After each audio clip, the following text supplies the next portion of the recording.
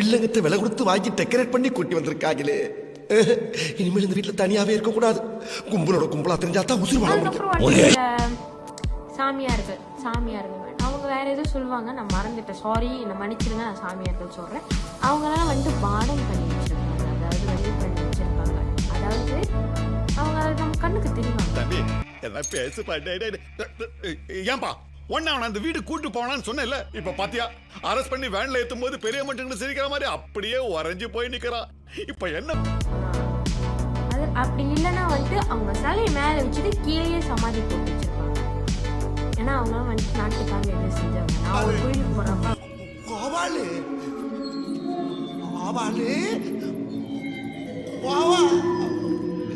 கூடவே வந்து கொடுத்து விட்டு போயிட்டான் ஐயா. உலகாரம்